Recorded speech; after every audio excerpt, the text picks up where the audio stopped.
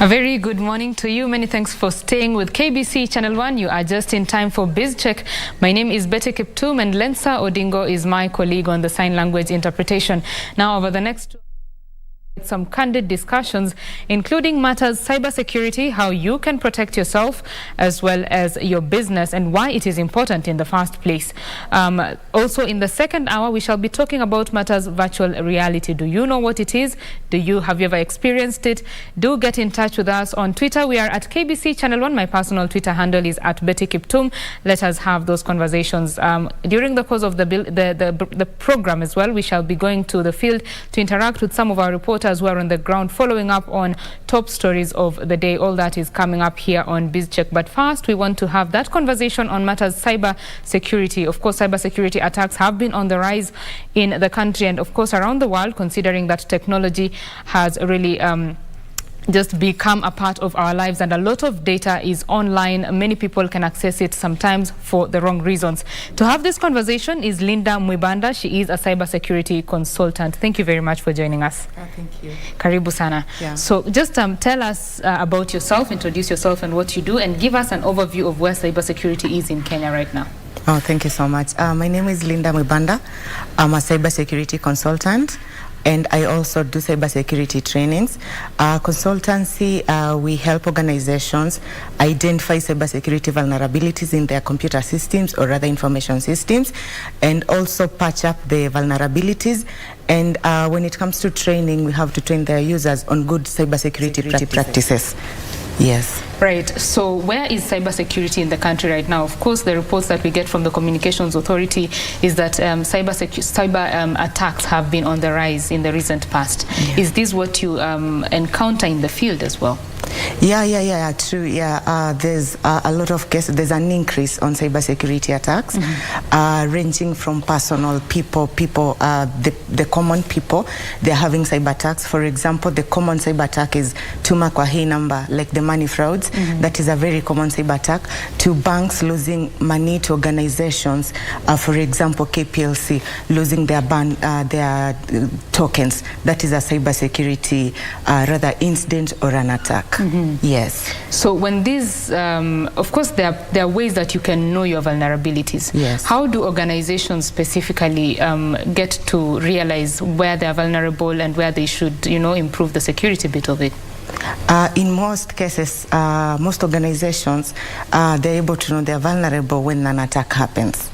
But when it comes to good practice, you have to do something called a pen test or an IT security test. And it's something that you have to be doing it continuously for you to know that your systems are vulnerable, because some of these vulnerabilities are not known to us, and some have not been exploited, or they have been exploited, but you have not felt the impact yet. So the good thing to do for you to do is to ensure that you do the tests. That is when you can know the strength of your system. You can be able to identify these vulnerabilities that exist in your systems and now be able to patch up. Yes. During the COVID-19 pandemic, many organizations were forced to conduct their business online. Yes. Because the world literally shut down and physical meetings could not be possible. Yeah. So many organizations had to go online without preparing. Without preparing for that eventuality.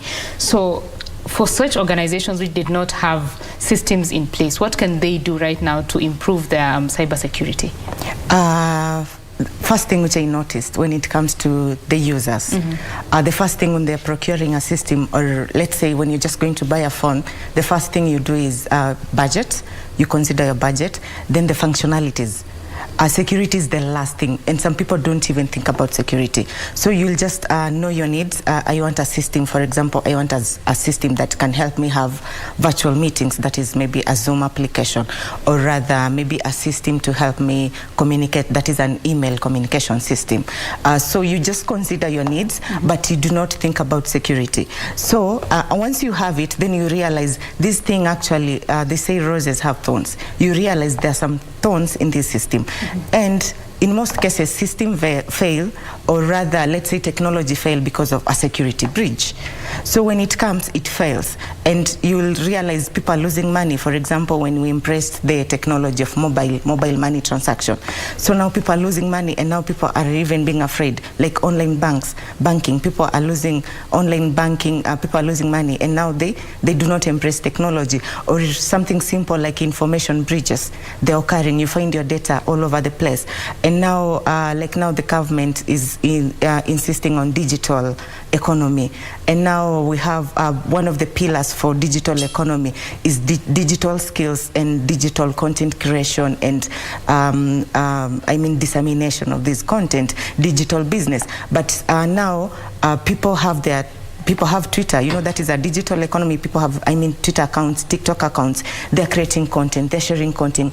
Our youths are earning money from those accounts. But you hear someone tell you, like recently my colleague was telling me my YouTube has been hacked. You know, now they'll not be able to get the money from the views that have accumulated over that period. Mm-hmm. So that is the only thing that is failing us.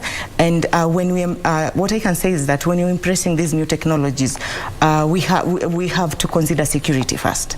You as a person, security first, and also you have to use it. Like users have to be made aware on the importance of using these systems for the purpose they're meant for. Mm-hmm. Simply because you can access, you have a computer, you can access a network, and you know how to hack.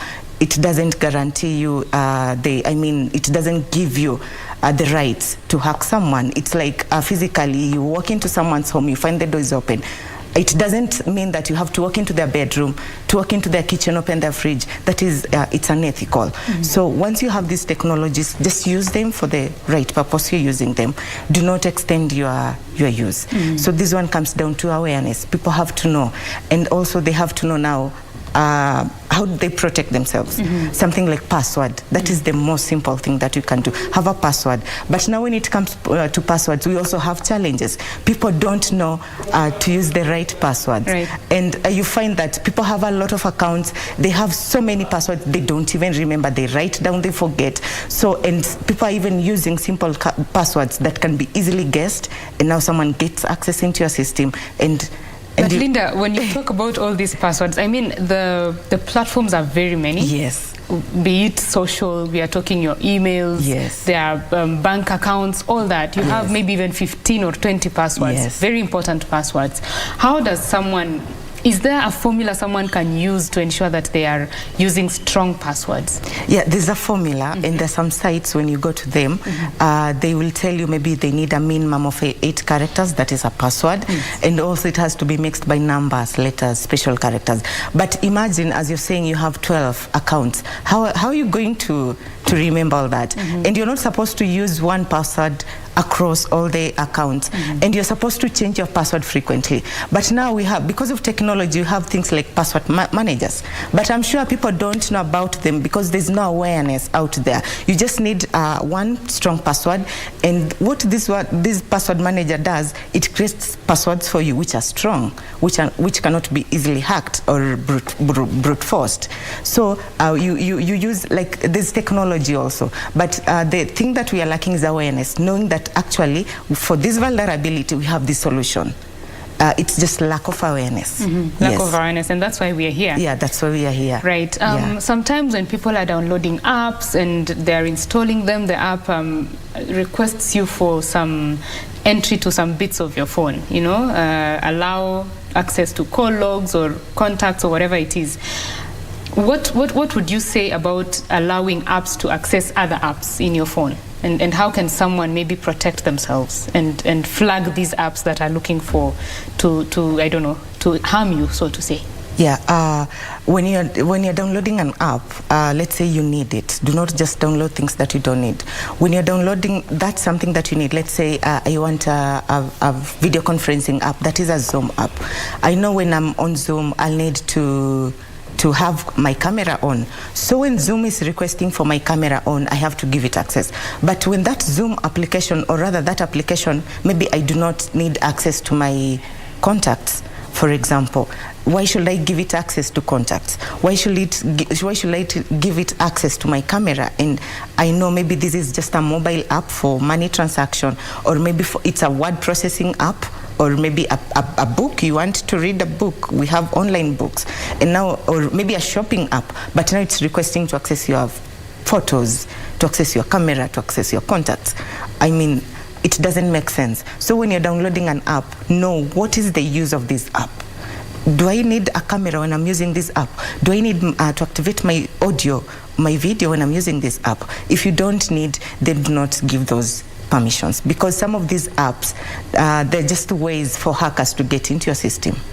Yes. Ways for hackers to get into your system. Remember, we are talking about cyber security and why you need to stay safe, why organizations also need to ensure that their cyber security systems are at the latest and very secure to ensure that your data is safe. Tell us your stories. Have you been hacked before? Do you have any concerns about your cyber security, or do you feel like your data is being accessed in a way it should not be? And just ask your questions. Linda Mwibanda, cybersecurity consultant, is here to answer those questions. Linda, I like that you brought out the issue about social media platforms and people making money out of them. So people should be more intentional about ensuring their accounts are very secure, right? For people who maybe they're not making money out of it, why is it important to still make sure your data is safe? They say information is power.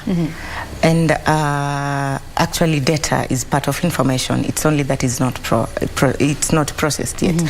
And when this information is in bad hands, you have so much to lose. Then it also exposes you as an individual. You see, I don't think whether there's anyone who wants all the information on the internet, although we have some, sorry to say, quote-unquote socialites who maybe will post about every detail of their lives. But I'm sure there are some things which they don't want it to be known. Right. For example, there was this incident where there was a hack into plastic surgery clinic. It was abroad, and now they were threatening the company that if they're not paid, they will expose information about the people who have undergone plastic surgery. Although you're posting your figure, yes, to us, but I don't think whether you want people to know. There's some people might even have gone maybe for private matters, to have a surgery on the private matter. So you wouldn't want your information to be out there. Same to your account. Even if you're not making money, still it's yours. It's your thing. If you don't need it, then delete the account. But the fact that you still have it, then it means it's passionate to you. So you wouldn't feel happy when someone comes and takes away whatever is yours. Yes. So that is on a personal level. Yeah, on a personal level. Let's talk more about the organizations, because you do a lot on that front. So for organizations, tell us how they would tailor their cybersecurity maybe plan, so to say. For instance, if you're doing maybe a digital plan, you have to understand your strengths, your weaknesses, the SWOT analysis, and you now plan what you need to do. Yes. So for organizations, are there specific areas they need to look at in their business to know this is where we are vulnerable, this is what we need to do, and how do you normally guide them through it? Yeah, when it comes to organizations, first, they have to know their critical assets. And the first critical asset is your employee, the people and your customers, generally. Then maybe the information you're processing, the systems themselves, those are critical assets. You have to carry out an analysis, or rather an audit of your assets. Once you have them, then now you have to see how vulnerable or how strong are they. Are they secure or not? Once you identify the vulnerabilities, then now you go ahead and patch. And once you patch, you have to train your employees, users. Like you have to have good, like it has to be a culture, a cyber hygiene culture or a cyber security culture within the organization. Things like making sure you have passwords. If you have access cards, another thing, people just think that once you have the card, you're secure. No, you're not secure. You have to teach people how to carry these cards properly, because if someone can get access into a building, now this comes to physical security, into a building, you have antiviruses, you have firewalls, you have protected your digital space, but now your physical space, you just think that once you have the card, that's secure. No, it's not secure. You have to train people that when you have your card, you have to keep it safely, because it can be cloned and someone can gain access. If someone cannot get you through the cyber, they can come physically. So you have to just look at all those aspects and make sure that you're protected. One of the protections we advise people: have firewalls, have antiviruses, and spyware and malware, to just be scanning. And also we encourage organizations to be conducting penetration testing, because then also to have, I don't know, maybe to just be conversant of new cybersecurity attacks or threats, because you have things like zero-day attacks, and when it happens, those zero-day attack like WannaCry, it just comes, it's on your screen, it pops, it's a ransomware, it's holding you at ransom. You have to pay them, and you don't know who you're paying. You have to pay them. Nowadays they want to be paid in bitcoins, and it's a lot of money, so it's halting your organization. Another common attack that organizations think it's trivial: if you have a competitor, they'll not attack you physically or whatever, they'll come digitally to you. And what do? They'll have to steal your trade secrets. They'll have to spy around and know about your secrets. Secondly, they'll overwhelm your network. It's called denial of service attack. So it will be known for company A, they're very slow. And when you come to employees, they're disgruntled, their internet is not working. Then the company will even spend more money buying bandwidth. Not for them, they just don't know that actually our bandwidth is strained because of some external services which we do not need on the internet. And they're slowing down our internet, we are not operating efficiently, and we are spending more money. And your competitor on the other side, for them, their internet is working smoothly. If it's deliveries, if it's orders, they're just coming in very fast. Then they're doing the deliveries very fast. They're monitoring the applications. If it's maybe a taxi or whatever you're buying, you're monitoring the process very fast. So that is how organizations are losing on it. And so to say, I'm not exposing anyone. There's an audit which we did, and when we presented our results, they were like, this is so trivial. You cracked a password. Maybe your password, it was just for... it's for a machine which we no longer use it. But if it's not in use, what is it doing on your network? Then we should have a hacker mind. If it can be penetrated, if it's vulnerable, if there's just that small doubt, then it can be exploited. So if you see that your system, do not disregard any vulnerability that you see or any threat that you hear about. Whatever small, wanasema usipoziba ufa utajenga ukuta. That small thing that you are disregarding, that is what the hacker is taking advantage of. They just need that small window for them to gain access. Then they escalate their privileges. Before you know it, the whole organization is done, or the whole system is not functioning optimally the way it's supposed to do. Yeah. And of course, for organizations, there is the data protection law that came into force, and they have to comply with it. Is it something that you help them do, and how do you normally see it happening? Okay, we are not so much into data protection right now. That comes more of a legal. It's more of a legal framework. But when you talk about cybersecurity, yes, if your systems are not safe, it means that data can be accessed. Yeah. And you end up breaching the laws of data protection, yes, right? Yeah. Yeah. If actually your system is accessed and someone has gotten access into your data, you don't know what this person can do with your data. They can expose it, and once it's exposed, that is a breach when it comes to our data protection law, and which is Data Protection Law 2018 or 2019, Data Protection Act. Yes, the DPA. So according to the DPA, you're supposed you as the three players: the data processor, the consumer, and I think the data handler. I think, yeah, I'm not so conversant with the DPA. Okay. Yes. So when it comes to that, when you breach it, actually, as let's say a data processor, and this is someone who collects data from people. Let's say even at the entrance, at the gate, when you collect, this is people's data. So you're supposed to safeguard it, collect it in a secure manner, whereby you do not expose their personal identifiable information. And in most organizations in Kenya, we actually give out our personal identifiable information. That is all your names, your ID number, and your phone number. That is a lot of information. And when that information is in bad hands, yes, it will lead to other things. So when it comes to that, let's say a repercussion that can come to you, they can sue you. Even our Safaricom itself, it had a case. I don't know whether they have solved it, but there was a data breach, and some people's information was exposed.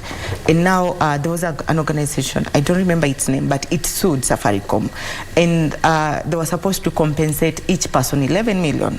So imagine if it's 100 people you're compensating, of which the cost was coming to some trillions of money, if they have to pay actually these people according to this case. It's out there, it's research. I just don't know the exact figures. So you see, an organization stands to lose a lot. So that is why we have laws of data protection to ensure that organizations, when they get people's information, they have to protect it, they have to handle it and process it and use it in a rightful manner. Yes. So for cybersecurity, for organizations specifically, most organizations will probably do this once a breach happens. You know, they start looking for you to help them ensure that their systems are secure. What is the importance of having cybersecurity experts within the organization? Yeah, because first, hiring a cybersecurity expert, it's expensive. It's expensive. And that is why you have like things like the cybersecurity strategy, whereby the government of Kenya is trying to ensure that organizations comply with cybersecurity standards. That is where they at least they need to have a cybersecurity personnel. And one of the key factors in that strategy is building cybersecurity capacity. How do we build capacity? By training more cybersecurity experts, which can be employed in organization. So when you have your person there, you'll pay them as just the normal salary, which is way much cheaper compared to hiring an expert who comes maybe once a year or twice a year, which is not that impactful.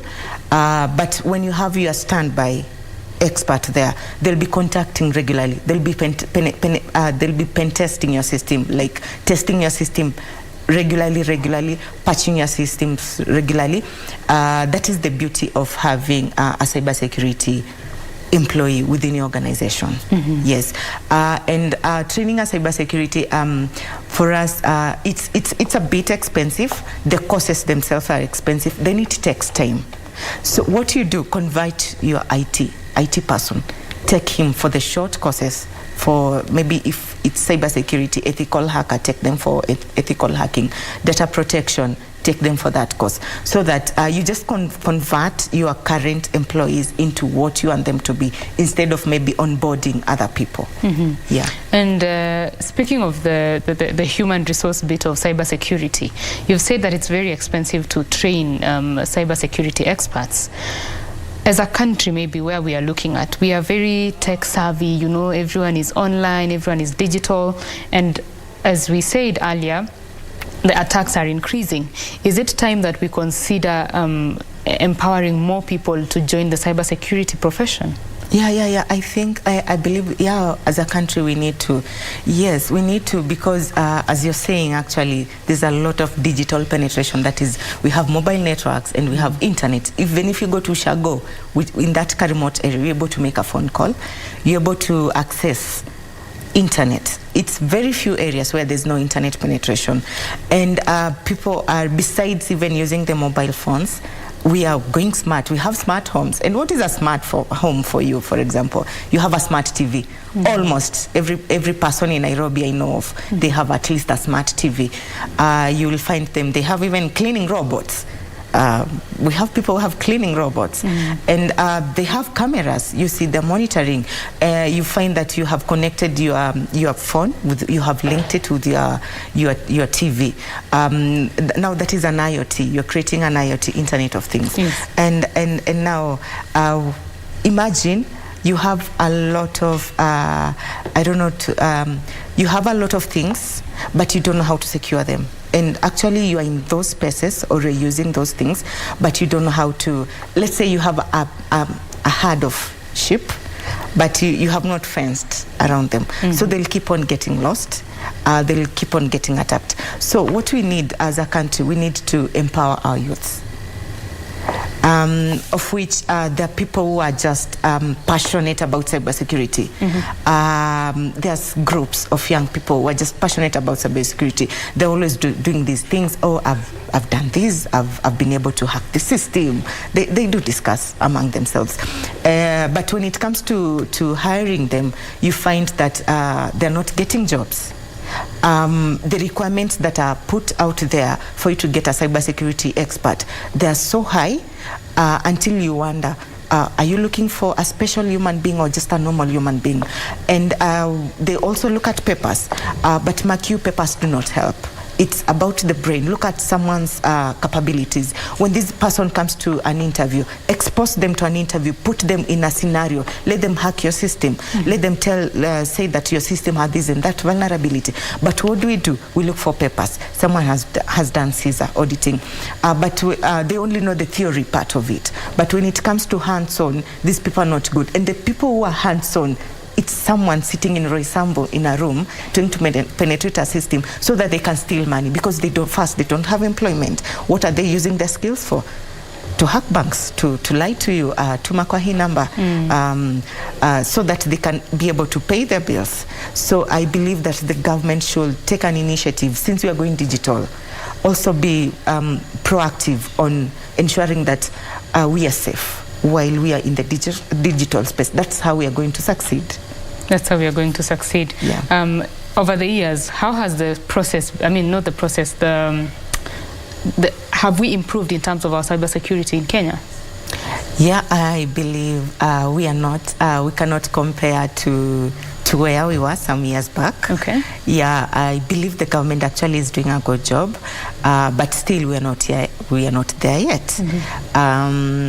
First, we're embracing digital, rather technology, so easily, and we are also embracing cybersecurity, because there was a program that the government had started for national cybersecurity training. They were training young people, then they disbursed them to various organizations within the country. That is a big plus to the government. Now they have the cybersecurity strategy. This is something that was not there, but now it's there. It will just whatever this strategy is supposed to do is to provide unified strategies of doing cybersecurity activities. So for my opinion, the government is trying, but we are still not there yet. We are not there yet. Yes. How would you compare us with maybe more developed economies in terms of cybersecurity? Let's compare ourselves to a country like the developed communities. I believe for them they are a step higher. Because you find that their government is funding. Have you ever heard of state-funded cyber hackers or attacks? Yeah, we have such people. There are some states which fund their youths, or rather their people, their citizens, to conduct cybersecurity operations. And some of them even attack other countries so that they can know their secrets and also just benefit money, or even just control their political whatevers. Yeah, so I believe for us, we need to do better. Honestly, we need to do better. We need to do better. Yes, because come to think of it, cybersecurity is not just about someone being hacked. Maybe person losing money, that is 1,000. No, that is just the bottom barrel of cybersecurity. Because when you think about our critical information infrastructures, and now what is a critical information infrastructure? These are things like we have Safaricom, we have KPLC, we have Nairobi Waters, we have our airports. Those are critical information infrastructures. When they go down, the government is at risk of losing a lot of money, and also even we can lose lives. Recently, I was doing a study on the SCADA system. Those are industrial control systems which are being used by KPLC. In a few years, or we always hear about token mwitu. How is that done? You know, that is a cyber attack, but we do not realize it. The government is losing a lot of money compared to an individual losing 5,000 because of tumakwahi number.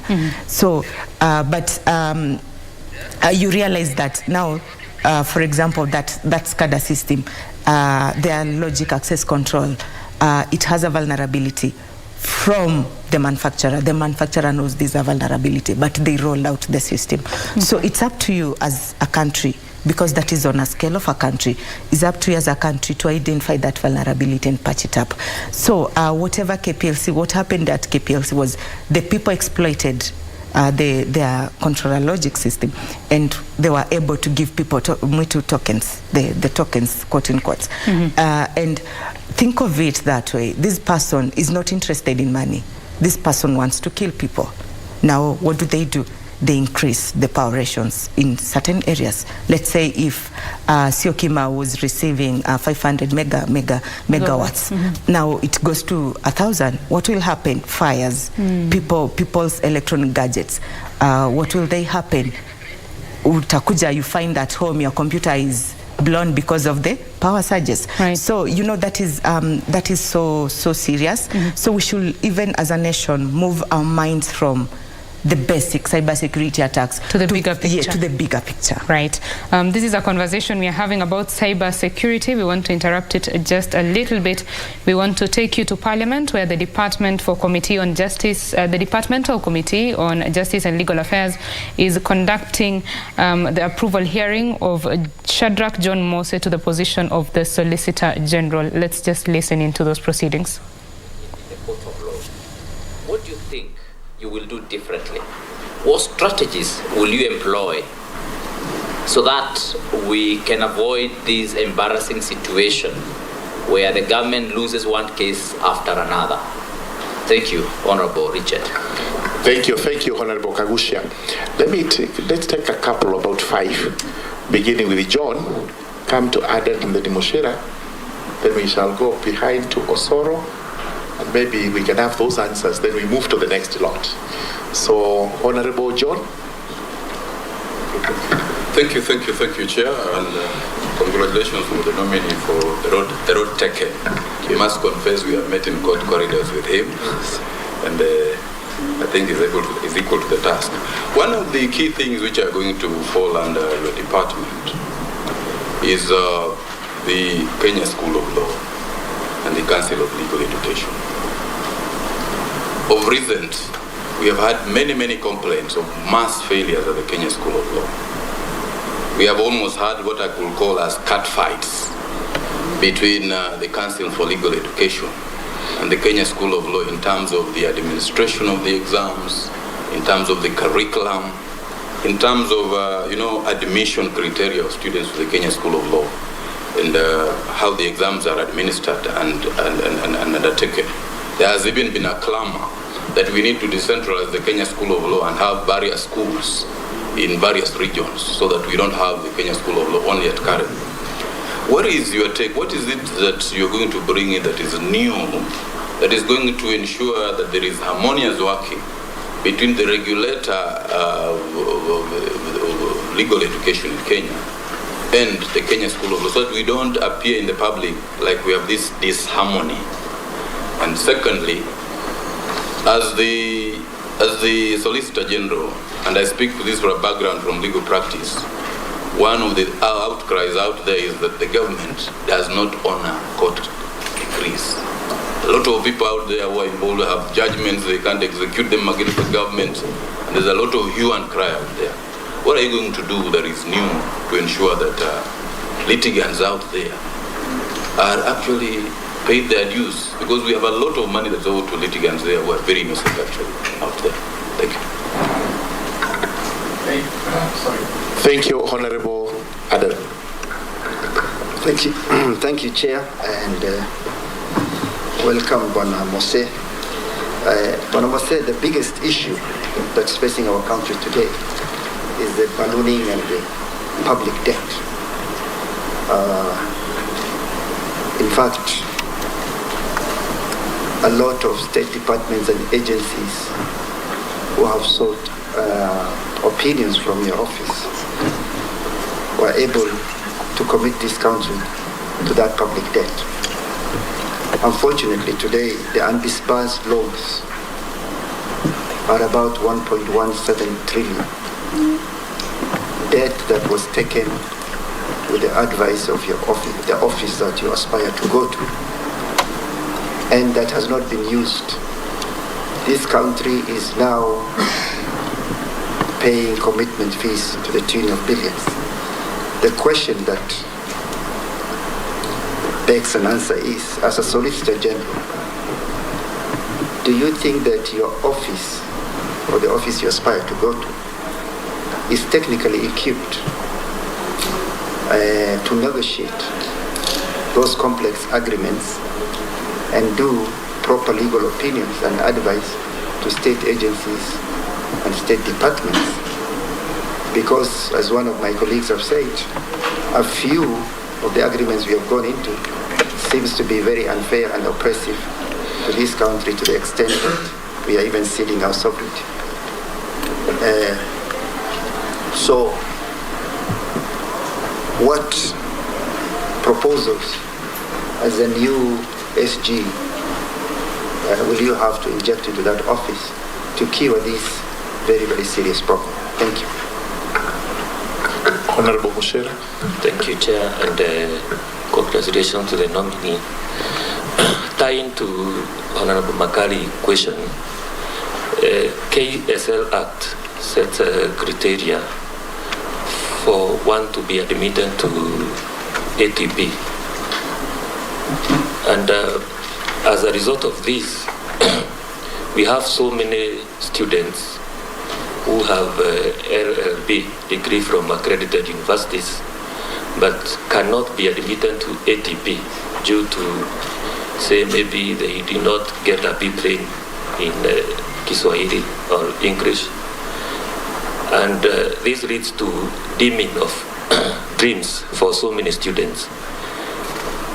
What would you do to ensure that there is an element of career progression so that we don't just kill the dream of our young ones to becoming advocates just because they did not get a B plane? Maybe somebody have all the requirements, they have a B minus. I see in other careers we have something, maybe bridging, where if you do not get a B plane, we provide that you can enroll for language classes. Then once you get that certificate, you're able to progress. Thank you. Finally, Honorable Soro. Thank you, Chair. Chair, I have just about two questions or thereabout. Number one, I straight to the point on whether the nominee knows the work of Solicitor General and what his vision would be and mission and the accomplishment that he wants to leave when he eventually, of course, his term ends. That is one. Two, Chair, there has been issues about the Council of Legal Education as far as the ATP is concerned. Debates across board, others proposing for devolving the training, and others, of course, proposing that the same be done in universities. As a person who will sit in the Council of Legal, as part of the people who sit in the Council that regulate legal education, what is his opinion about, what would be your opinion about such? Like, what would you be pushing for? Do we still maintain status quo as it is, or you also of the school of thought that such be devolved? And finally, Chair,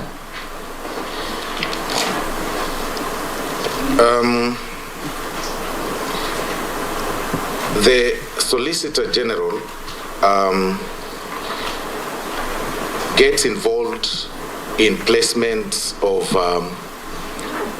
the students for attachment in different places, pupillage and such like that. There have been complaints before on how such exercises are done, which is not really equitable across the country. Do we expect change? What will he be able to, what measures will he put in place to guarantee the public on fair selection and recruitment process across on such very lucrative learning structure. That's it, Chair. Thank you. Honorable Shandrak, please take those hands.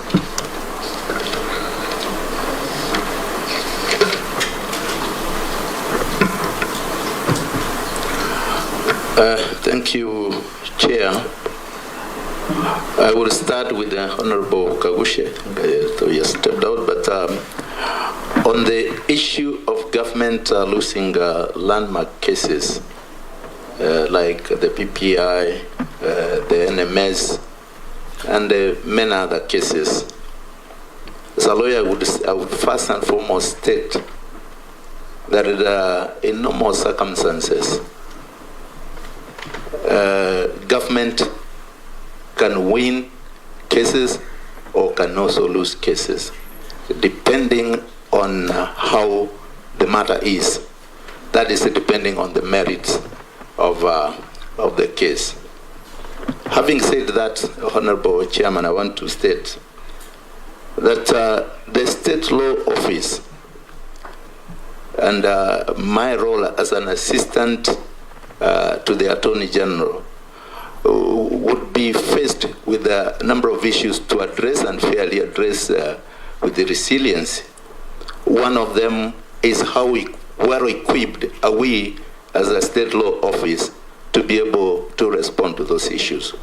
One, I know for a fact that there are serious teething challenges regarding funding to the State Law Office, such that a number of state councils that we have in the State Law Office who are supposed to deal with these legal cases, complex legal cases, have their terms of service, I'm sorry to say, Honorable Chairman, are not good in comparison to the other service justice sectors.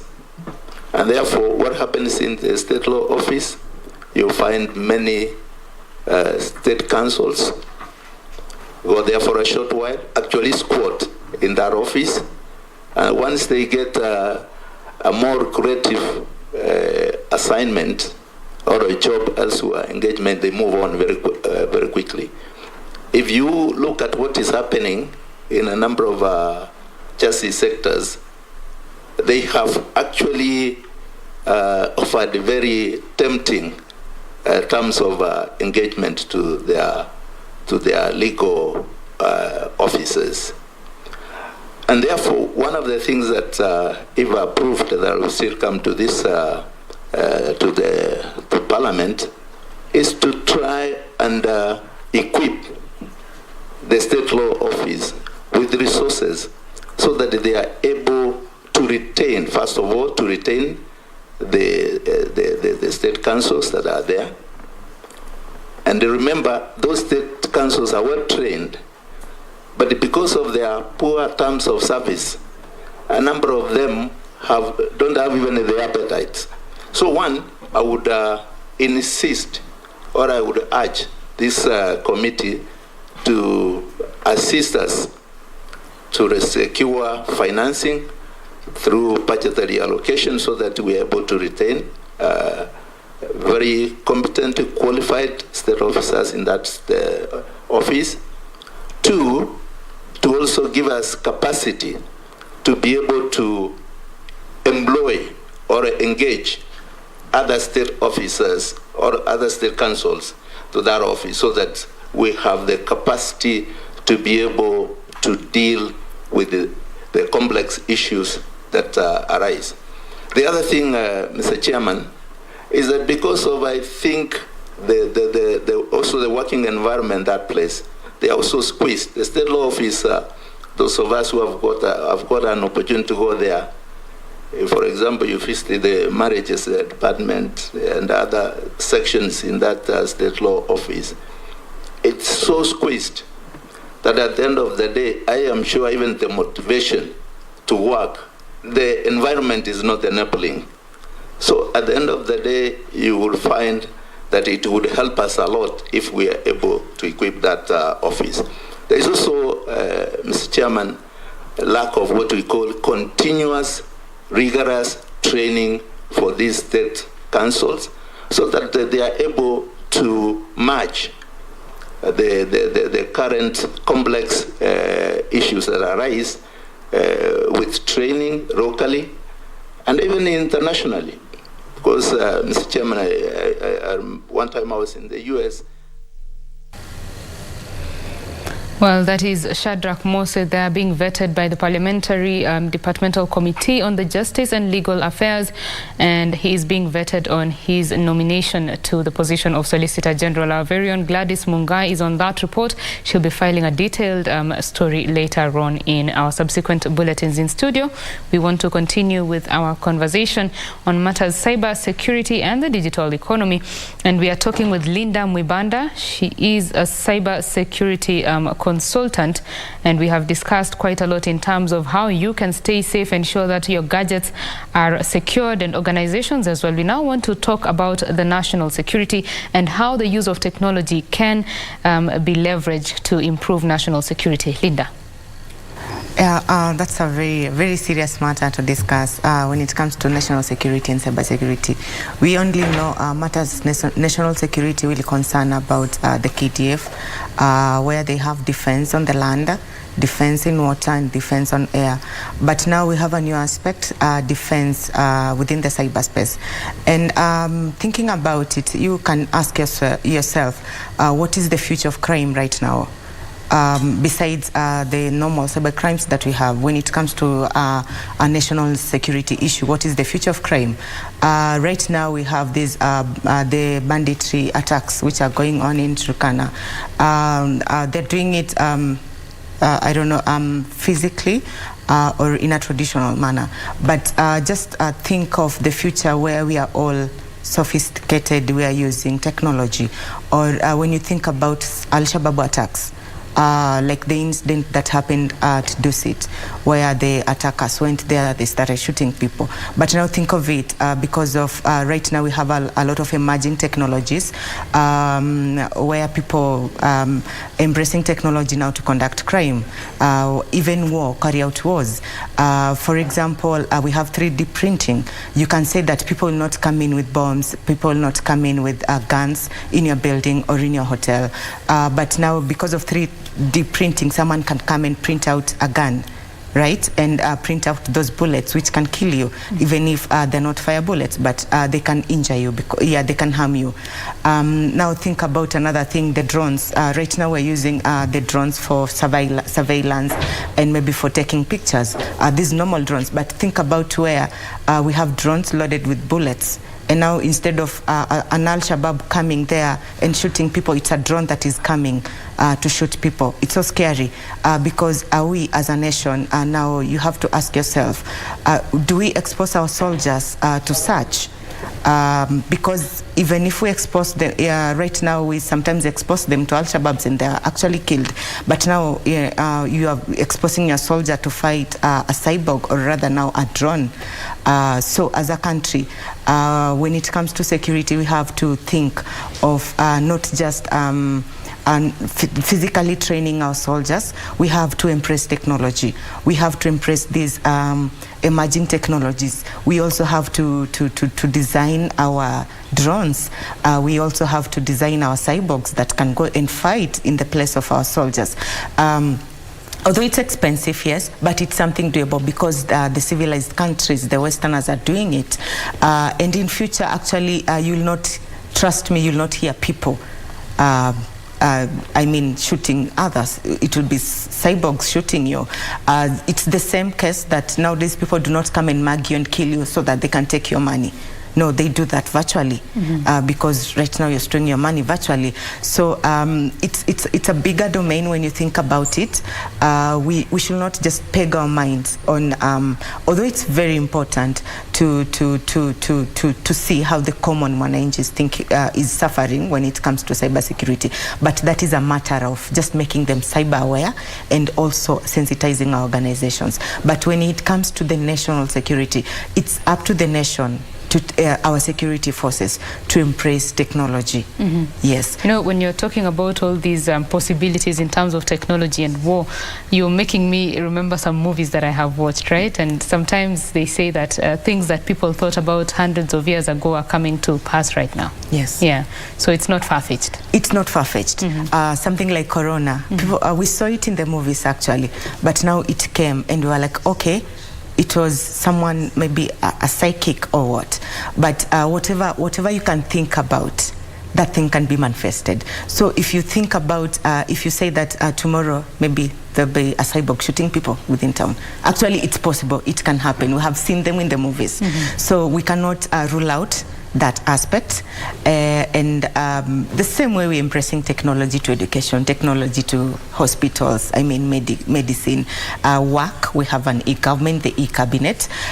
We should also have an e-warriors or maybe army, which we have an army which is digital. We don't need humans fighting. We can also send our drones, we can send our cyborgs to go and fight. Well, very important pointers. Now, I would like you to speak to a Kenyan who is maybe watching. They have a phone. They always access all these digital platforms. I would like you, in the spirit of creating awareness, to speak to them and just give them some pointers on what they can, or pointers that they can use to improve their cybersecurity.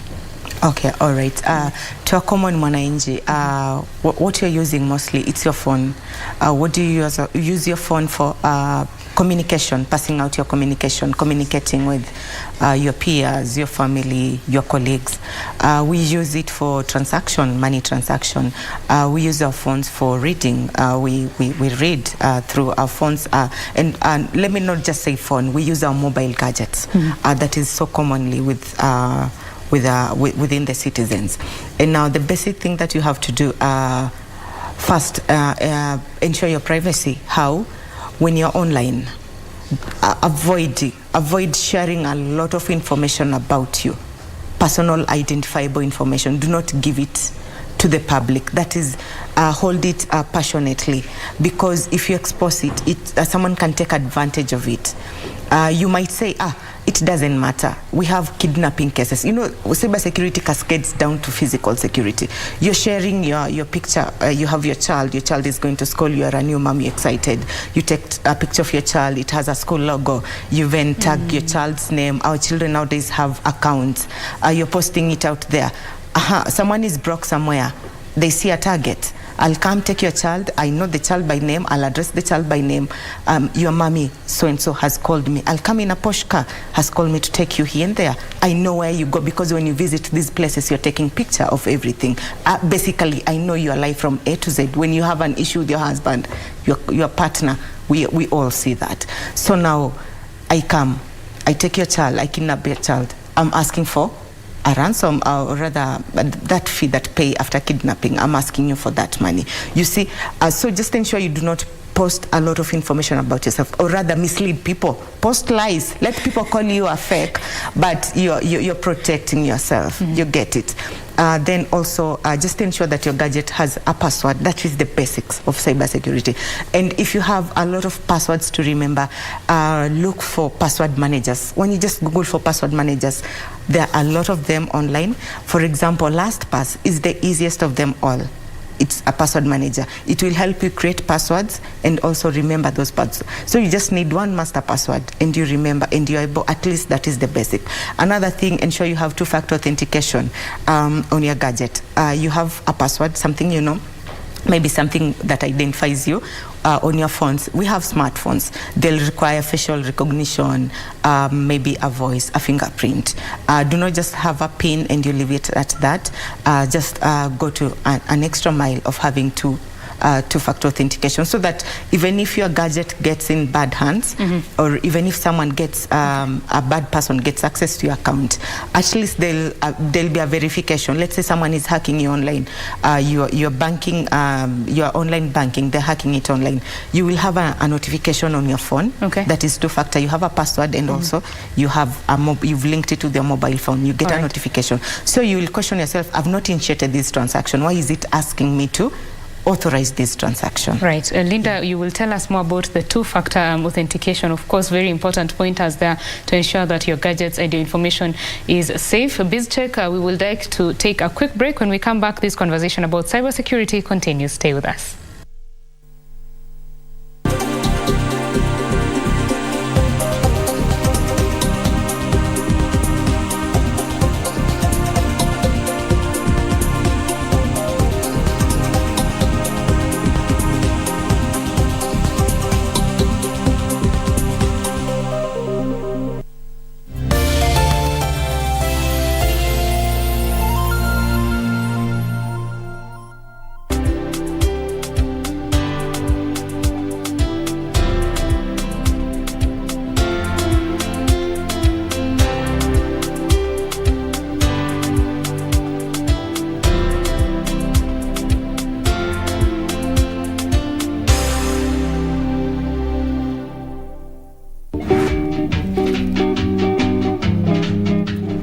Katoka mbio kama imeshika handkerchief.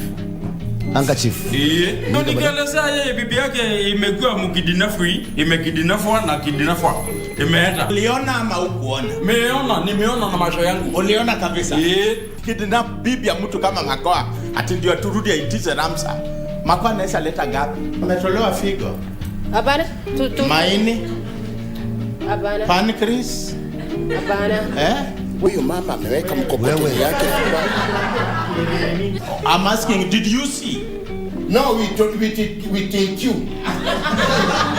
Bomba ligani na pahali bibi yako alikidnapiwa? I was 100 million kilometers per hour. 100 million kilometers per hour. Per hour. Kilograms.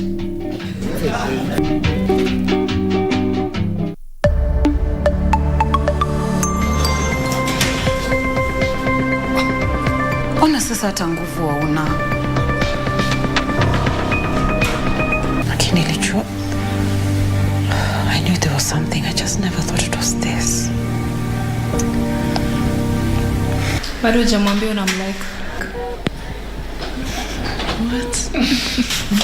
Yes, I'm just. Ni mbana nyi watu. Mimi kuja tu hapa kutulia lakini najaza na hapa kunichazia mablanketi na kunilisha like I'm Samsoni new pet. Just feel suffocated by everybody breathing down my neck. Just stop it. Acheni.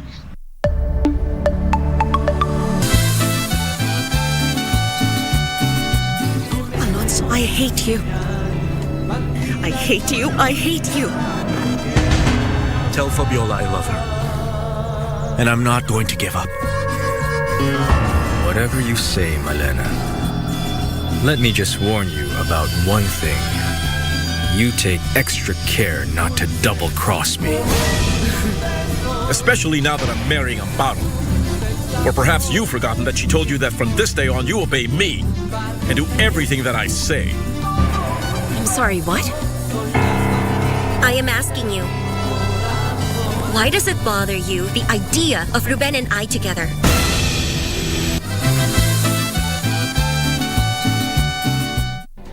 Do you have a news story to share with KBC? Get in touch swiftly on email news@kbc.co.ke or call 0723-892-654 or 0734-780-124.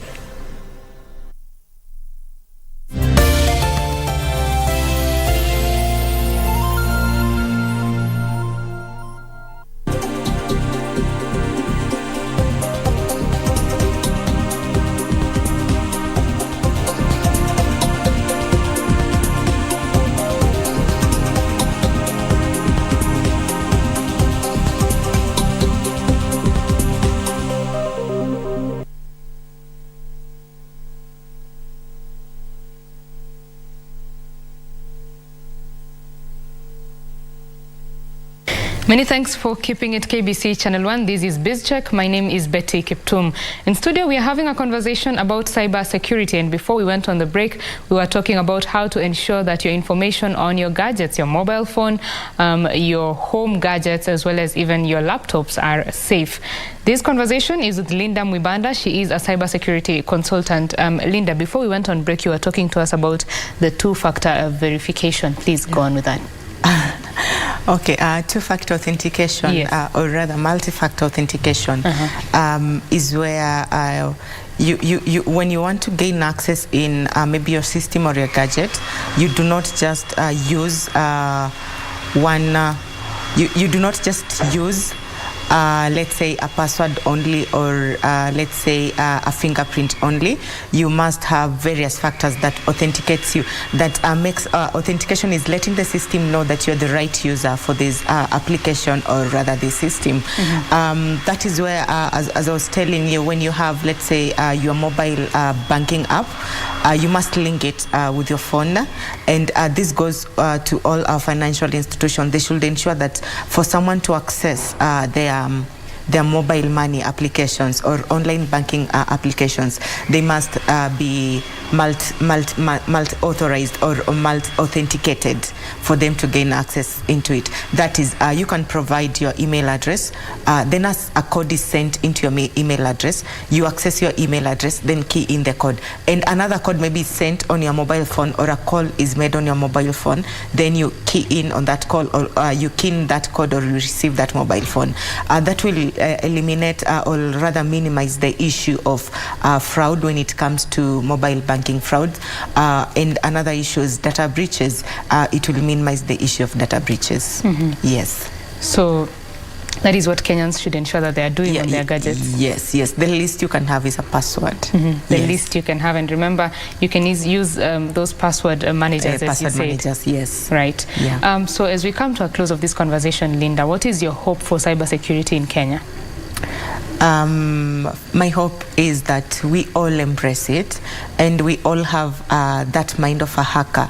Do not just think basic. Because when you're using these technologies, you're not using them basically. You're using them as an expert. So also when you're protecting yourself, protect yourself as an expert. Think like a hacker. As long as there's a vulnerability, just know that it can be exploited, and do not underestimate. Do not underestimate the ego of someone who is trying to prove you wrong. These are hackers. Some will not do it for money, but they just want to prove the system wrong. We have such people. So do not ever underestimate the ego of that someone. So if you know that it's vulnerable, just know that it can be exploited, and patch it up. Patch it up. Yes. Very important. Thank you very much, Linda, for speaking with us. Yeah.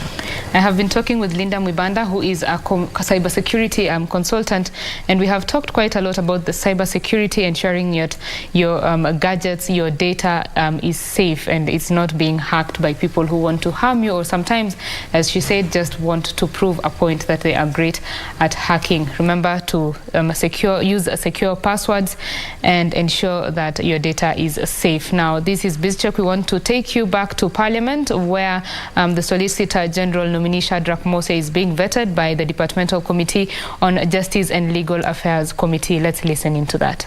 Matters with seal. I would also move to seek that we decentralize the state law office to a number of regions, if it cannot be the 47 counties.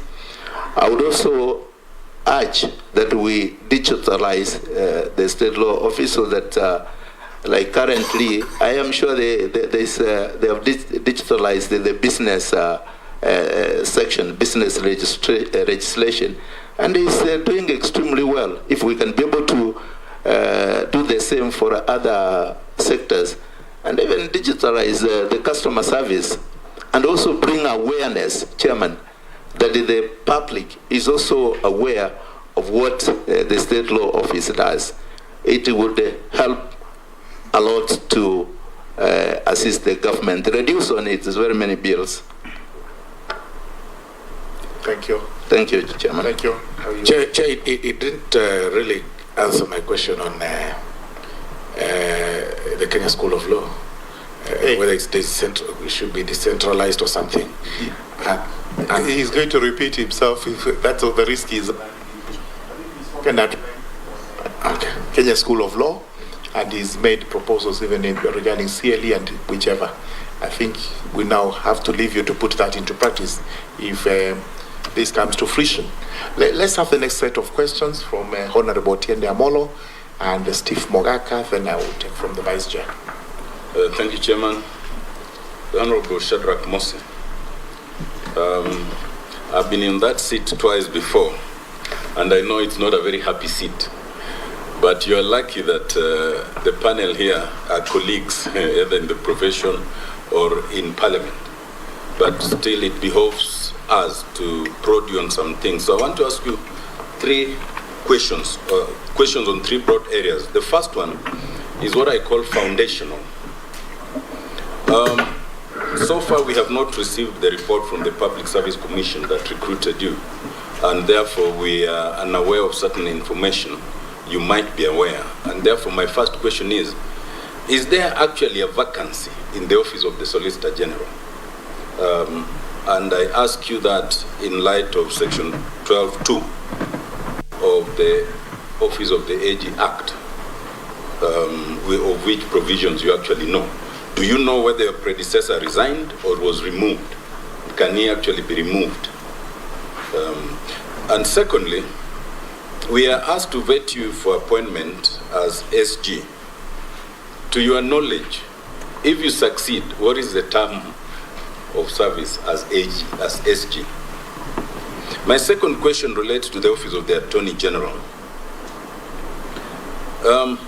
In view of the Constitution of Kenya 2010, do we still need the Office of a Solicitor General once you have the Office of Attorney General? My colleagues asked you in terms of your role as SG, which I think you already answered. But how would you handle a difference of opinion between you and the Attorney General on any one particular issue? And my last question in that respect is that there was a directive, I don't know, I think it's still in place, that suggested that it's only the Office of the Attorney General that should offer legal representation in court to all public, state and public offices. Is that practical in your opinion? My last question is on your independence. As far as I recall, I think you are the first practicing politician to be recommended to the Office of Solicitor General. And by your own admission, you vied for MP to retain your office in the last election. By your own admission, you're a member of UDA, even currently. And by your own admission, you have been recommended by some of our colleagues who are practicing politicians. Can you persuade us that you will remain professional, impartial, and independent? And in light of the admissions you have made, what is your view of those in the government who believe that government services and opportunities should only be shared to those who voted for them? Thank you. Thank you, Honorable Otiende Amolo. Let's move to Honorable Stephen Mogaka. Thank you so much, Mr. Chairman. I'll start first by congratulating Honorable Shadrach Mose for this far he has come, and wish you the very best in ascendancy to this office. Now, my three general questions. The first one, you are aspiring to be the Solicitor General, who is a de facto assistant to the Attorney General. And the Attorney General is the titular head of the bar. And in my studies of law, I was taught that a doctor-patient relationship is protected by law, and no doctor can be summoned to make any statement against his client. And so is the relationship between advocate and client. We are dealing at the moment with the summons from the DCI to an advocate about his client. What is your position as Solicitor General, and how will that position, if it is in consonance with the law, get to all government officers to avoid exposing the government to needless litigation? Secondly, you, as my learned senior Autienda Molo has said, you have just graduated from Parliament and now headed to be Solicitor General. And so has the Honorable the Attorney General, who is the immediate former Speaker of the National Assembly. Is this a parliamentary takeover of the state law office? And what assurance will you give Kenyans that there is going to be synergy with the seasonal state councils whose business have been practicing law working within the state law office? What assurance is there going to be that there is not going to be dysfunctionality in the state law office where Parliament, as it were, is at the top and the practitioners are in a different world? Then very finally, how are you going to deal with opinions or advice given to government, which I call advices of convenience? Because we are told that the state law office is the one that advised Treasury that national government CDF is unlawful or unconstitutional, whatever words they used. What assurance are we then going to have that once you assume office as Solicitor General, we will not have as reckless advice as that going to government ministries, CSS and PSS that can ground the country's development to a halt? Those are proceedings from Parliament, where the Departmental Committee on Justice and Legal Affairs is just vetting the nominee for the Solicitor General, Shadrach Mose. Of course, those proceedings and detailed stories will be coming to you a bit later from our reporter Gladys Mungai. Now in studio, we want to talk about matters of virtual reality, what it is and what is happening in Kenya. Quite an exciting project happening, and we want to have that conversation. On to my left, my first interviewee is Professor Alexandra Wukashevich. Did I get that right? Yes, very well. Thank you. Right. Welcome. She is a coordinator and a researcher and a professor in that particular project at the Polish Society for Aesthetics, as well as Professor Helena Elias, who is seated right next to her. Welcome on set. She is from the Faculty of Fine Art, University of FBAUL. Welcome on set, ladies. Let's just start with the very basics. What is virtual reality? The terms virtual reality, mixed reality and augmented reality are appearing quite often nowadays, and everybody heard it and is using in different contexts. This makes this term popular, but also creates a kind of confusion. What does it really mean? So if we think about virtual reality, it is the reality that is computer generated, immersive and responsive, that is interactive with the one being inside. And here we can think of different approaches to virtual reality, either as having it one and then referring to different virtual reality environments. So we can have virtual reality academia, virtual reality shop where we can buy some clothes, or virtual reality trainings, and these are situated in different environments. So we might talk about virtual reality in general, embracing them all. small. But we can also talk about each of them as a kind of small virtual reality created, elaborated and presented. So then we have got many.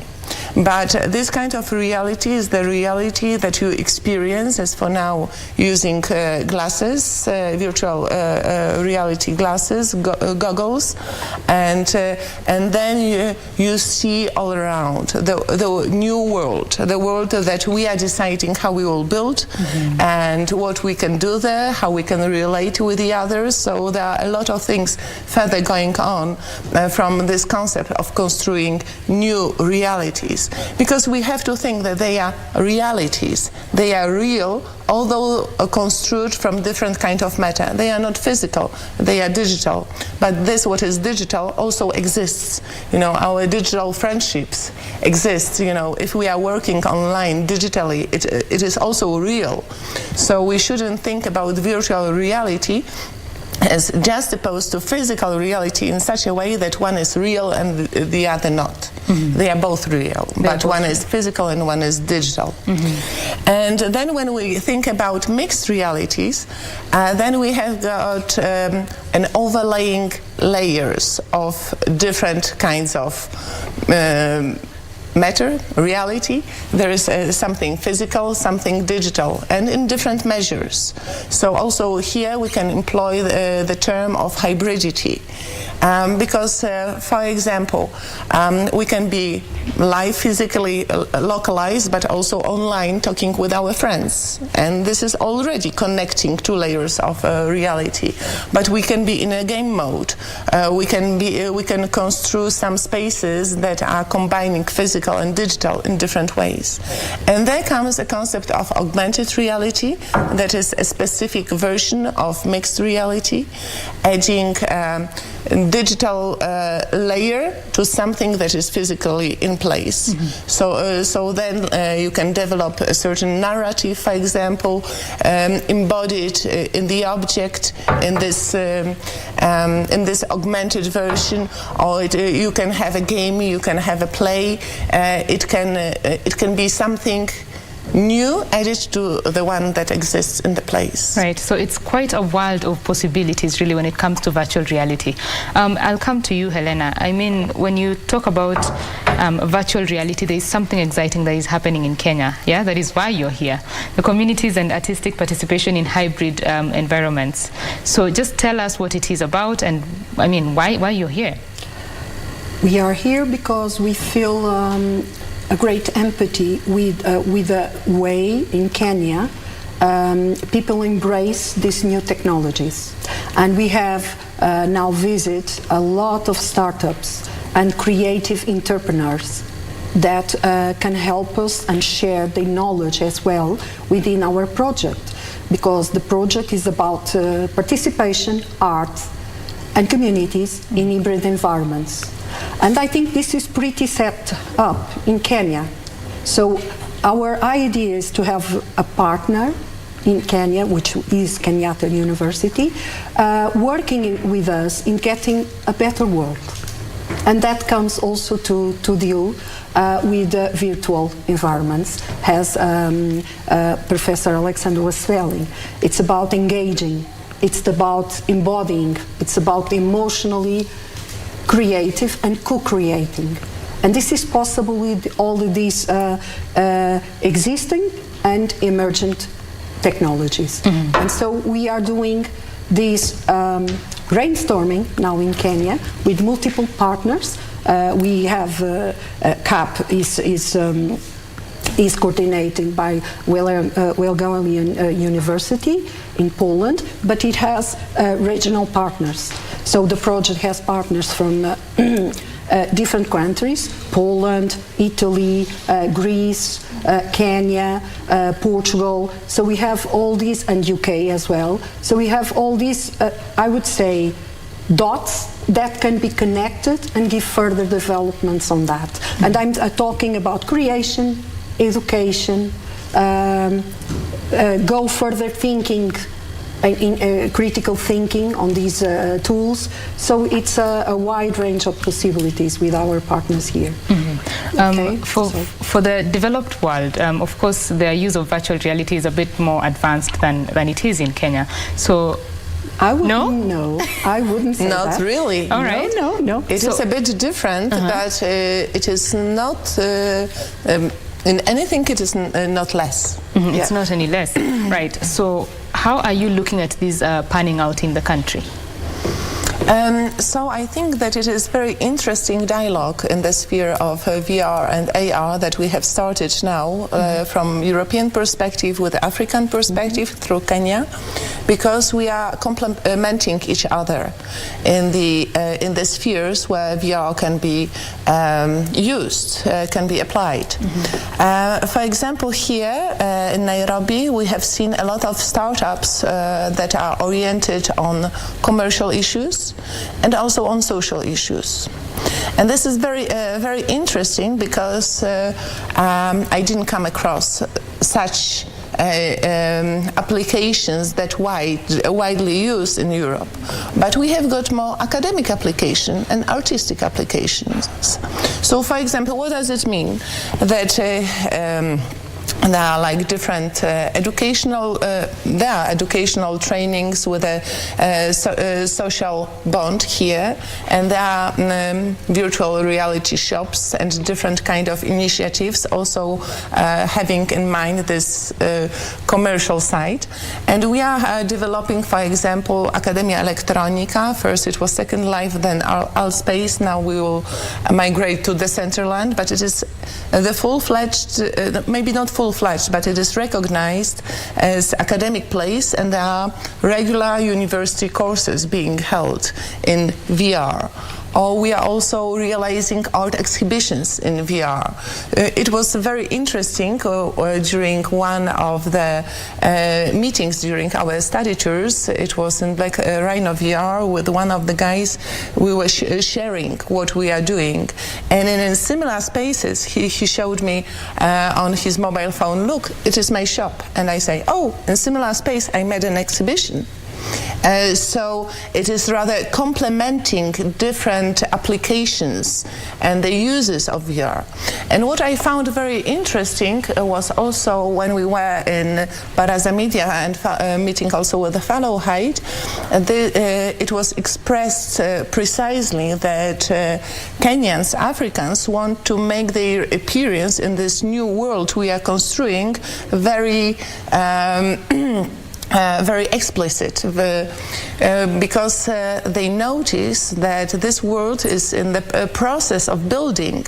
So there is a possibility to mark one's own narratives and stories and presence well enough. Very important. So for the project that you're conducting in Kenya, I see that you want to bridge the cultural gap, and bring that into the VR space. Could you speak to that, Professor Elena? Well, you can do it in different areas and different perspectives, but one thing is that new technologies can really make us think about how heritage can be disseminated and created in repositioning this cultural heritage in a new environment. Because it's more about how we can, with these tools, think through the making of virtual reality regarding cultural heritage. For instance, just an example, we are talking, for instance, about preserving sculptures, things that will not last forever, for instance. And this is a way that you can scan it and put it in virtual reality and experience it, even if you know that 100 years from now the sculpture won't be there in stone because it will be degraded. So this is one of the possibilities, and it is cultural heritage when it comes 100 years from now. So we need to think cultural heritage as something that is always transforming and not only the past. So present now is also cultural heritage as it was in the past. So these connections have to be built and continued. And there are, for instance, in art domain, which I work on that, it's about thinking these multiple possibilities about, for instance, how a student of art may preserve his works or her works afterwards. It's building a kind of virtual portfolio as well. Right. Even if it's not going to sell it in virtual reality. So there are lots of possibilities. I'm curious about the cultural heritage bit. Is there a risk of maybe losing the authenticity during, the transformation process? And maybe will this not make people who are normally very serious about preserving these things be like, well, there's an option here. I mean, we don't have to be too keen with preserving the original thing. This is an important issue and is taken up by United Nations, and there are already recommendations on the preservation of digital cultural heritage issued. Okay. And although there are like two paths if we are thinking about this digital cultural heritage, because it can be either digitalized or digital born. So this is from the past, as Helena was saying, or from the present. And this digitalization of cultural heritage is a recognized path to preserve it, to preserve it for the future generation, lower the risk of some damage to the original pieces, assure the broader dissemination and access to these artworks, to these objects. So, and here there is not much fear about losing one's identity. Okay. And it is because this initial physical cultural heritage that is digitalized is belonging to a certain culture, to a certain nation, to a certain country. And this is not that easy when we are thinking about digital-born cultural heritage. What do we mean about this? Then we are not creating kind of digital twins of the objects that are physical, but creating something completely new, like in virtual reality. And there are already galleries, museums where you can see and interact with the objects that were designed and created exactly for this space. And they are very often of this kind that it is impossible to make easily a copy of them into the physical world. So it is very specific, their interactivity, reacting on voice, on movement, getting immersed in the thing. There are a lot of possibilities. There's a lot of potentiality in this new matter, although there are also some other limitations. But then if we have got this new artworks being created, this is cultural heritage, digital born, but does it belong to a nation, to country, to culture, or maybe to server? Where does it belong? Because where is it grounded? It is grounded on some server, on some platform. So it is not that easy to think how it should be done, how it should be preserved, also considering, the technological changes in mediums that causes the process, causes problems in the process of retrieving some information from the old media, for example. So there are a lot of things on the way, and the recommendation concerning digital-born cultural heritage are still on the way. They're still on the way, of course. For this particular technology to take effect, what exactly will it take? What are the nitty-gritties of the project? What are the objects of the project, yes? No. Okay, so generally it is a research project focused mostly on staff exchange and sharing knowledge, knowledge transfer, doing things together, being oriented on artistic creation and community building potential of art in new hybrid spaces. So we are thinking about this change that we experience in process of creation, perception, also its distribution when we are moving from physical to digital, yes, generally, and also how does this art potential for community building works in different environments. This is very important. And I think that it is something important that we are sharing, bringing from our expertise in this VR realities. That we can think not just through services and goods, but also through spaces that we can share experiences with, where we can be together, create something together. Experience something together, being from different parts of the world. Of course, you can switch off everybody on your Google glasses and be alone. But we are thinking to develop this community building potential through art in these new art spaces. So then we are investigating different paths, this creative process together with the exhibiting and distributing, educational process with engaging new technologies. This is something very specific also to the work in Portugal, in Lisbon, and of Professor Helena Elias. Maybe she can talk more about it. Also, like rethinking already existing the objects with the students with the augmented reality, for example, creating new narration, decolonizing art. So there are a lot of possibilities of implementing in educational sphere. And we are, so there is this artistic, educational, and also commercial. Yes, we have got also a part of our partners that are coming from this field. Working in avatarization and mobile games applications for urban spaces, for discovering like Athens. Maybe it will be done also for Nairobi by narratologies from the startup from Greece. So generally we are researching, and what will come up, there will be books, there will be exhibitions, there will be new art courses. Quite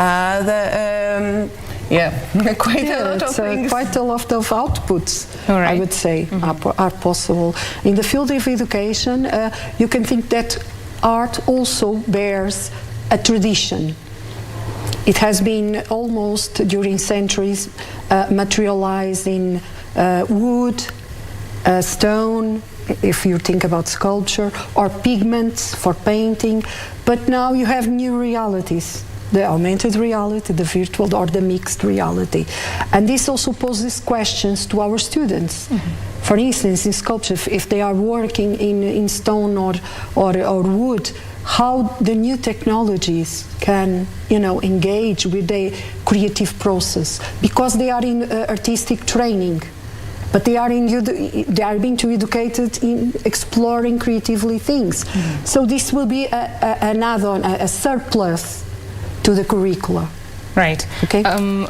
For the artists, of course, I mean, this is a very timely project. The Kenyan government is focusing on the creative economy and ensuring that the young people are exploiting their creative talents and making money out of it. So how are artists going to benefit from this? Both of us, we can speak about it, because yes, the art market is being reconfigured with these new technologies. And this relates not only to VR, but also to NFTs, for example, that are democratizing art market and opening it for new subjects, so that it is also possible to assure revenue to the artist with the subsequent purchases of his or her work when it is encoded in blockchain. So yes, one has to get to know the technologies, but then the possibility to get something out of it are really, really big ones. And yes. There are many possibilities. I think, for instance, we also have a long tradition in sculpture in Kenya, and working with wood, the carving. And how about artists from the new generations using the tools, digital tools, to continue that path? How this is a challenging thing that is being now discussed in our group, and I think it promises a lot. How can we, if we were using, for instance, the brush, the stone, the wood, and now digital. So now tools are not just the brush or the power machines, are digitals. So how can we embrace and engage? And there's been a potentiality for that with the startups, and we will promise you, but we can tell all the story now. But it's going on. Right. Yes. But for sure, also, a lot of visual artists can change the space of their activity. And this new world is not just visual.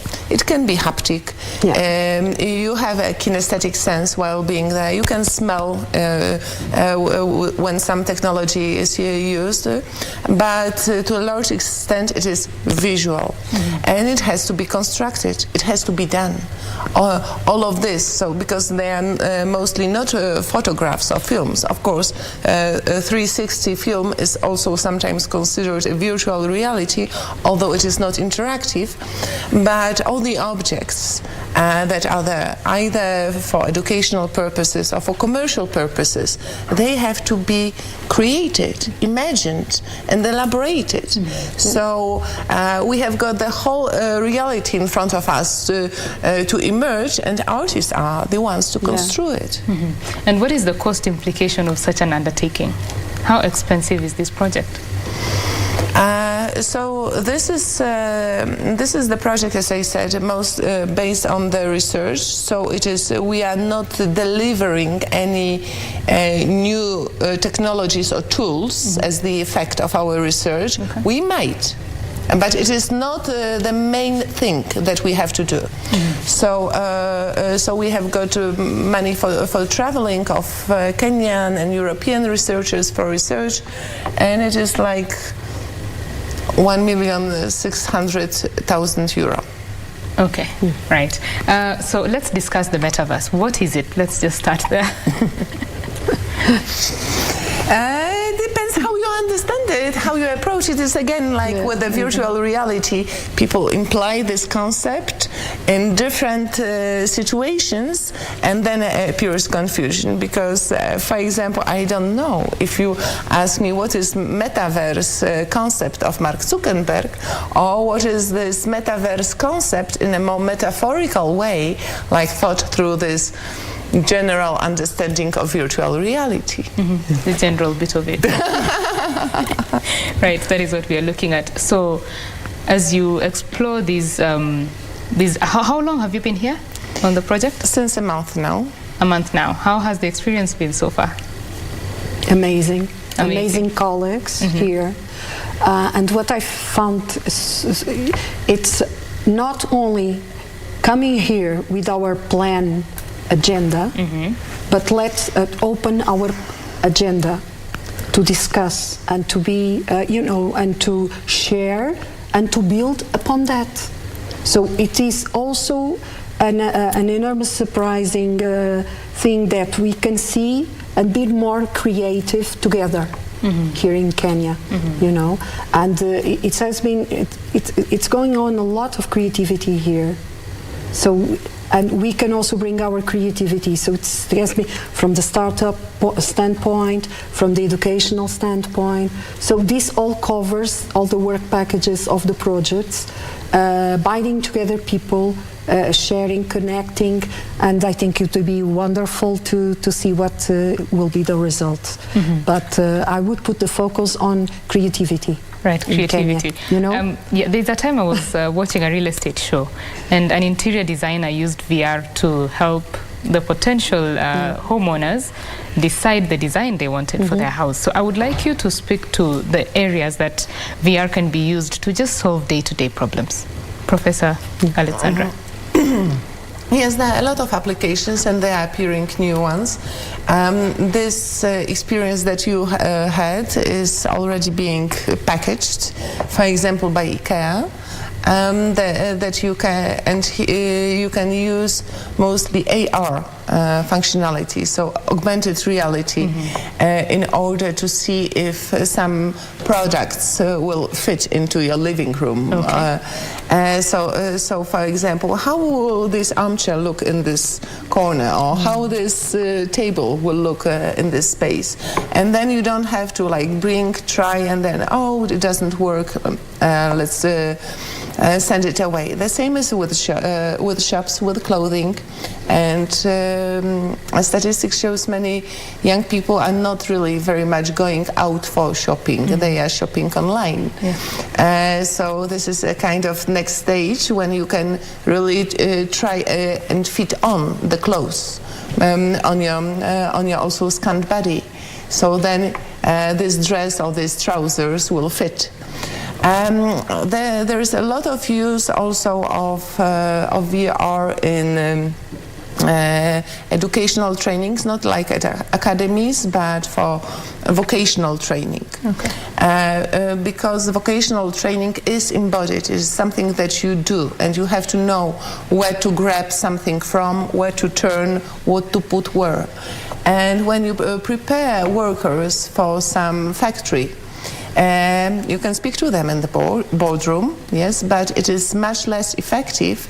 And then when it is done in VR, for example, it was Follow Height, I think, having workshops, trainings for Coca-Cola company, how to deal with bottles and cages and whatever in VR, and they have made this kind of comparison. What kind of training is more efficient, either physical in the boardroom or in virtual reality? And much more effective in this case was virtual reality. But it is not only for like low-skilled workers. It is also for contrary, well-educated professionals like doctors or surgeons, because then you can get to know and try and even cut, some organs of a person, in virtual reality, not causing any harm, So you can train without a risk of harming anybody. So this is also a very good methodology. And there are also this as I said, artistic kind of uses that there are museums, for example, very interesting. If somebody has VR goggle glasses, you can download it for free. Museum of Other Realities. It was prepared from Canada and it is ongoing, but it is very interesting experience, so that you can really understand what does it mean to deal with virtual reality art, because it is not digitalized painting or digitalized sculpture that is moved into VR, but this is something completely new appearing. But there are also another kind of uses, also with a social framework in the mind, or like with a social impact in their intention. So for example, there can be such games for children, how to pick waste, and recycle it, and later see that the trees are growing. So you are doing something, you are learning something, and you see the effect of your action. Yes, and then it is really full of impact, also of emotional and intellectual impact, so that you can transfer your activity also to physical world, and maybe not leave waste all around and recycle it nicely. But there can be also another things, like for example, anti-discriminational trainings can be more efficient. And it was Brian Afande from Black Rhino VR who pointed me to this matter. Look on the boring PDF anti-discrimination, and what? Is it engaging? Not at all. But when we make it AR, that it starts to move, that it engages us, it is already something. But for example, if a man puts VR glasses and finds himself as a woman in virtual reality and experiences harassing, it will be much more efficient, to teach him that such behavior is unacceptable because he will experience it himself. Or similarly, you can turn Mzungu person into black person and give the experience of a black African. There is a possibility of this shifting perspectives that can give different kind of experience due to new virtual embodiment. Yes, so then you understand better, you have got embodied experience, what does it mean to be discriminated, to be harassed, whatever. Right, those are very important pointers. Professor Helena, so what is the moral standpoint or social contrast when it comes to now VR? Oh, there are different moral standpoints. There is one that is willing to engage new technologies, and the other that leads with the community engagement in another way. I should point at the Professor Alessandra presentation in our symposium, and she might speak a little bit because it is really her issue when she presented at the Kenyatta University about this two different perspectives. Can you draw on that? Sure, go ahead. Further, please. Yes. Yes, but these are two perspectives with this one positive perspective that you said that there are two. Because, for example, Ludi's perspective is denying technical development and is staying on the side, of the matter, of the tradition, of the physical.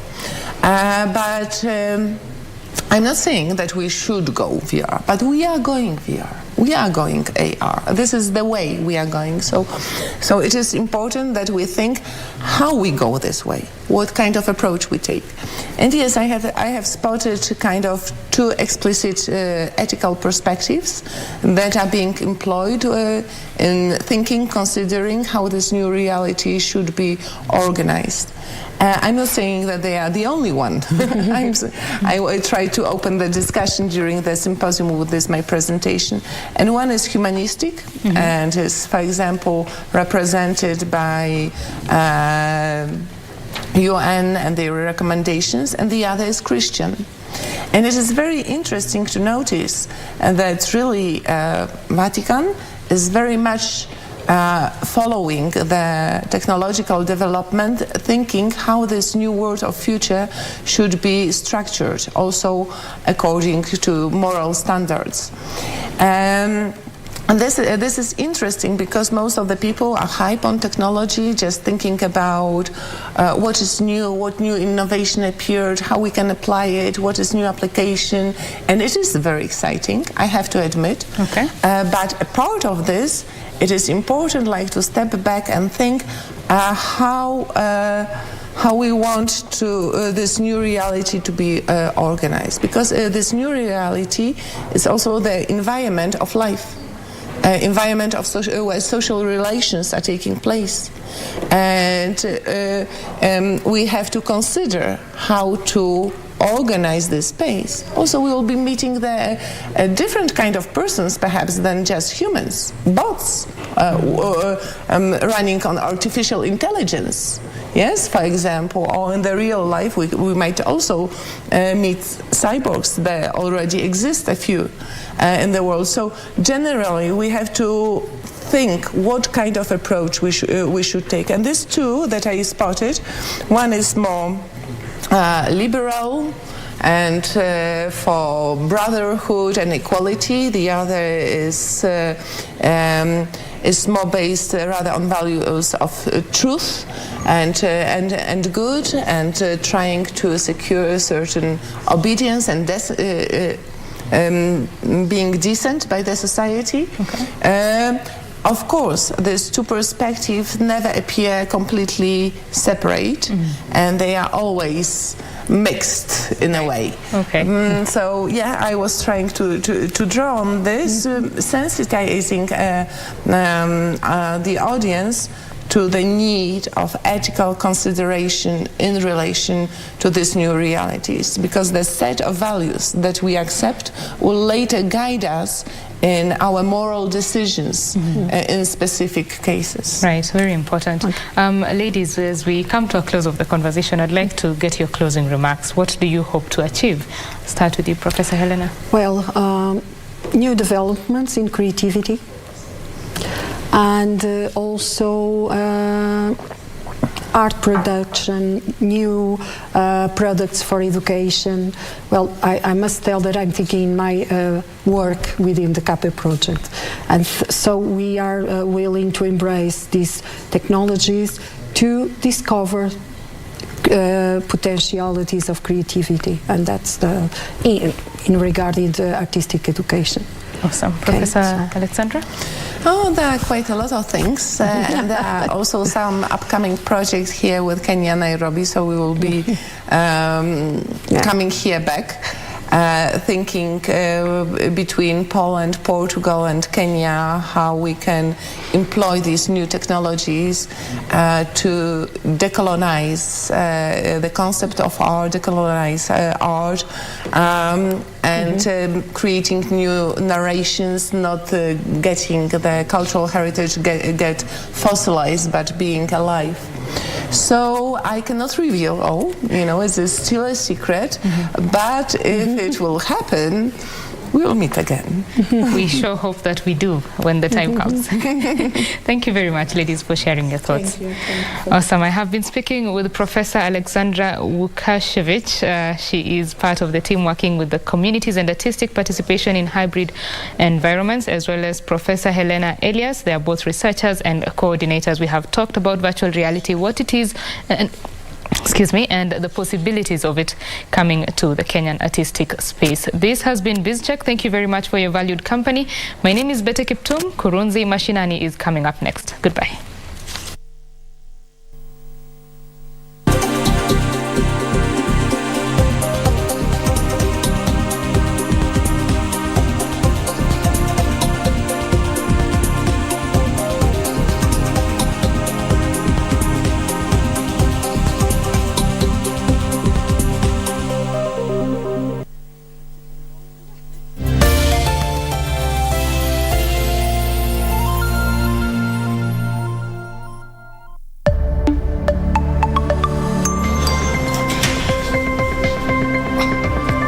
Sasa hata nguvu hauna.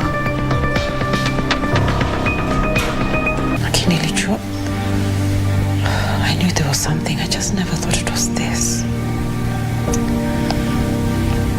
Bado hujamwambia unamlike. What? Here's some juice. Ni bana nyi watu. Nilikuja tu hapa kutulia, lakini najaza na hapa kunchazia maplangeti na kunilisha kama Samsoni new pet. Just feel suffocated by everybody breathing down my neck. Just stop it. Acheni.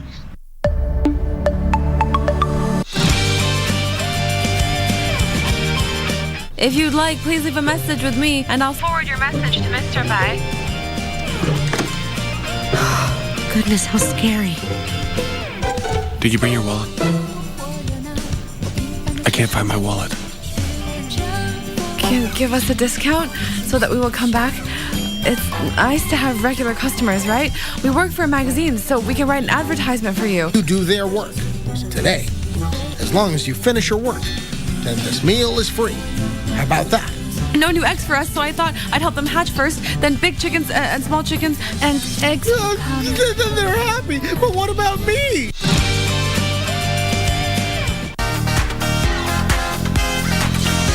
You must listen to your husband. You don't listen to your husband. Okay, no. I listen to my husband. No, you just told us. Now we are back again when you decide on the so children. if he tells me jump into a hole, I should jump into a hole. Yes. When a rat is about to jump ship, then you don't understand sheeps or rats. So what the rats and the sheep? You just called him a sheep. You just called him a rat. I didn't call him a sheep. I said. You don't understand. I didn't call him a rat. If I don't understand, it's a literary analogy. Okay. Me and these are not Jalas's children. You're not jealous. You are. No, you are a Costarian. You're the ones who like seeing yourself. Children. You are Nairobi. This is LA. This is LA.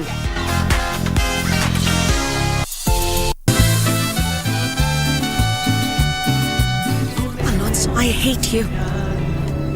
I hate you. I hate you. Tell Fabiola I love her. And I'm not going to give up. Whatever you say, Malena. Let me just warn you about one thing. You take extra care not to double-cross me. Especially now that I'm marrying Amparo. Or perhaps you've forgotten that she told you that from this day on you obey me and do everything that I say. I'm sorry, what? I am asking you, why does it bother you, the idea of Ruben and I together?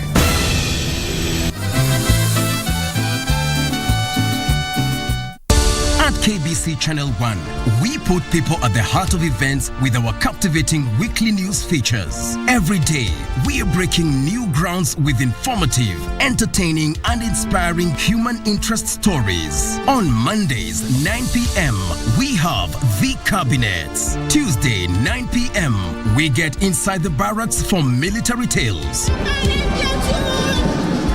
We delve in the world of cinemas and theater each Wednesday night.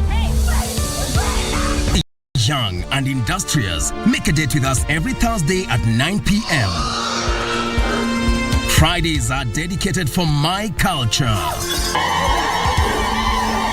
On Saturdays, we go back in time for history in perspective. And on Sundays, we get to know the process of how things are done and made. KBC Channel 1 News features a whole lot of wonderful viewing experience.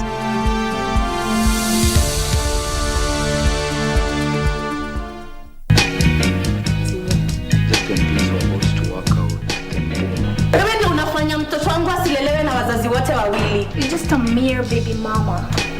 And Njuguna wannabe. Oga urudi soko. Kama ni wakwenda, there's nothing you can do about it. But you know I need tips. Then you have to cook and clean. How about you ask her all these questions? Na mwaka moto lakini si ya makaa. 150k, not to sue. How about the rest of the workers? They'll automatically pull out. You are late. We hired an influencer. Is there going to be a problem? I'm Marie Yambo, here in the southern parts of the country in Oloitoktok, where, as you can see, farmers have lost their crops to the ongoing drought. Some families are even feeling the pressure to marry off their girls for an income. That story coming soon on KBC Channel 1.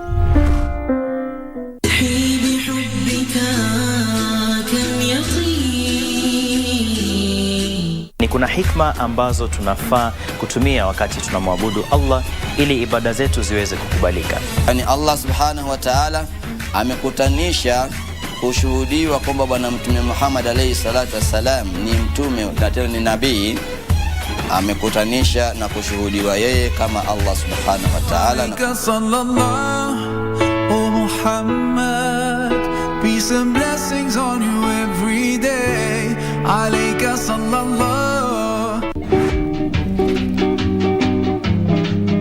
Ayo ikatoka mbio kama imeshika handkerchief. Handkerchief. Ndio nikielezea yeye bibi yake imekuwa imekidinafwa na kidinafwa.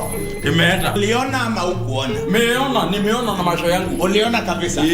Kidnap bibi ya mtu kama Makoa ati ndio turudi aitize Ramsa. Makoa anaweza leta gapi? Ametolewa fiki.